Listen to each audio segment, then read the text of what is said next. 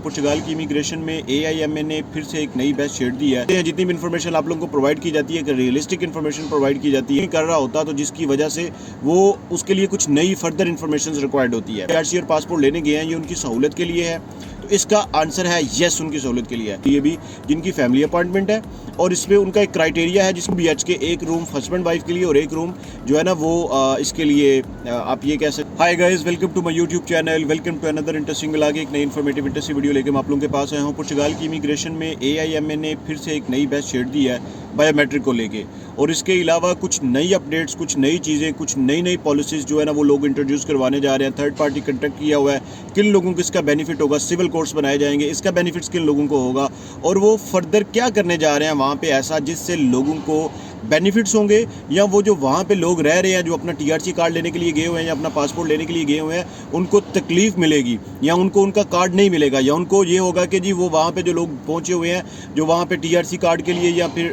पुर्तगाल का पासपोर्ट लेने के लिए वो वेट कर रहे हैं, तो उनको जो इतना सारा उन्होंने वेट किया हुआ है वो सारे का सारा उनका वेट कैंसिल हो जाएगा। जब आप ये कह सकते हैं कि वो उनको जो इतना सारा वो वेट कर रहे हैं ये सारा वेस्ट हो जाएगा। इसकी क्या रीज़न है, ये क्यों ऐसा किया जा रहा है, ये सारी की सारी चीज़ों को वो किस तरीके से एक नई पॉलिसीज़ की फॉर्म में लेके आना चाह रहे हैं, इसी टॉपिक के ऊपर हम डिटेल डिस्कशन करेंगे। तो जो लोग भी चैनल पे नए हैं, मेरी आपसे रिक्वेस्ट है काइंडली चैनल को सब्सक्राइब कर दीजिएगा, वीडियो को लाइक कर दे, वीडियो अच्छी लगती है तो काइंडली इसको शेयर भी किया करें मैक्सिमम उन लोगों तक जिसको इसकी सबसे ज़्यादा ज़रूरत होती है। हो सकता है कि आपका एक क्लिक किसी को बहुत सारी प्रोडक्टिव इन्फॉर्मेशन पहुँचा सके और किसी को वीज़े की कैंसिलेशन से, किसी को वीज़े की रिजेक्शन से बचा सके, किसी को कोई ऐसी इन्फॉर्मेशन प्रोवाइड कर सके जिसको इसकी ज़रूरत होती है।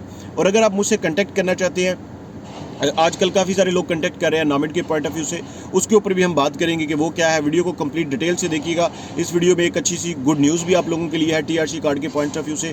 आल्दो कि ये एक वीडियो एक बड़ी ही सैड सी वीडियो है लोगों के लिए, एक स्ट्रेस भी इसमें मैं शेयर करूँगा कि जी क्या क्या चीज़ें आ रही हैं, किस किस तरह की प्रॉब्लम्स आ रही हैं लोगों को। लेकिन ये रियलिस्टिक चीज़ें हैं, जितनी भी इन्फॉर्मेशन आप लोगों को प्रोवाइड की जाती है, अगर रियलिस्टिक इन्फॉर्मेशन प्रोवाइड की जाती है, अगर आपको किसी किस्म का कोई आप कुछ कहना चाहते हैं, कोई बात करना चाहते हैं, कुछ शेयर करना चाहते हैं मेरे साथ, तो आप मेरा इंस्टाग्राम ID आ रही है, आप मेरे इंस्टाग्राम अकाउंट को फॉलो करके मुझे मैसेज सेंड कीजिएगा।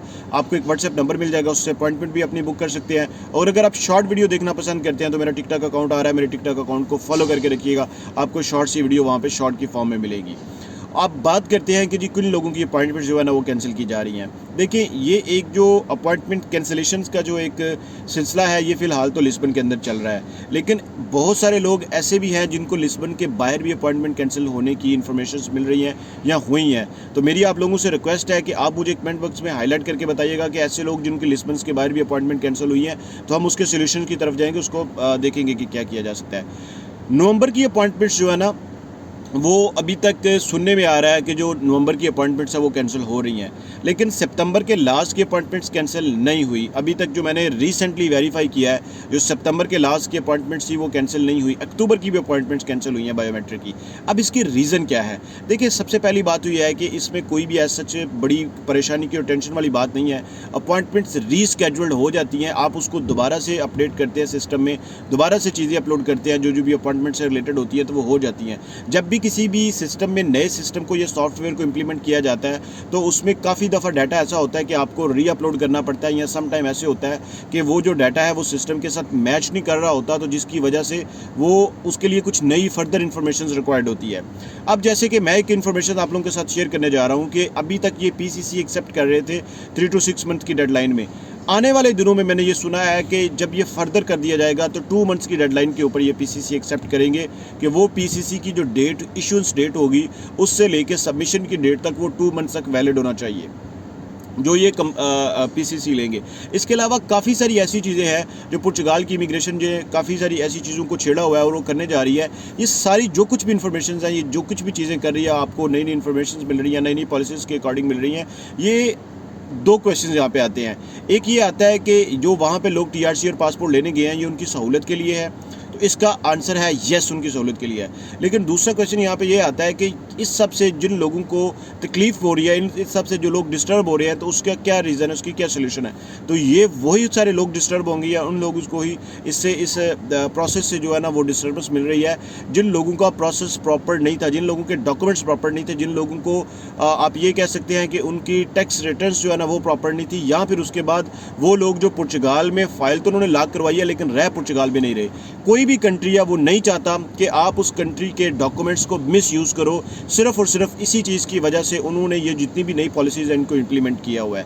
अभी एक और चीज़ आपको मैं आपके साथ शेयर करता हूँ कि नॉमिड में अभी नॉमिड के वीज़े के ऊपर इन्होंने एक नई पॉलिसी इंट्रोड्यूस करवाई है कि आपके पास सबसे पहले जो एक चीज़ इन्होंने बताई हुई है वो ये है कि जी आपके पास सबसे पहले पुर्तगाल में रेजिडेंसी, आप ये कह सकते हैं कि जो वहाँ पे रहना है आपने उसका कंट्रैक्ट होना चाहिए, और ये चीज़ सिर्फ और सिर्फ पहले नॉमिड के लिए एप्लीकेबल थी, अभी इन्होंने इस चीज़ को एप्लीकेबल करने जा रहे हैं 1 सितंबर 2025 से। ये चीज़ आप देखिएगा कि इस चीज़ के ऊपर भी इनकी अभी 1 सितंबर 20 माइट भी पॉसिबल ये वीडियो जब आप तक पहुंचेगी तो ये डेट जो है ना वो सितंबर के आगे चली गई होगी, क्योंकि 3 to 4 डेज़ का प्रोसेस होता है वीडियो के एडिटिंग का और अपलोडिंग टीम का।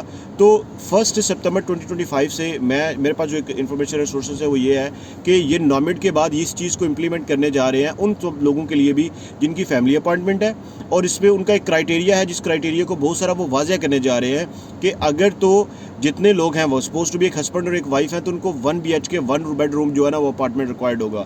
अगर उनके बच्चे हैं, लाइक एक बेटी है और एक बेटा है, तो उनको 3 BHK रूम जो है ना 3 बेडरूम वाला रूम रिक्वायर्ड होगा। उसकी रीज़न ये है कि जो यूनिसेक्स होते हैं, मतलब कि सेम जेंडर्स हैं, उनके लिए 1 रूम एप्लीकेबल हो सकता है।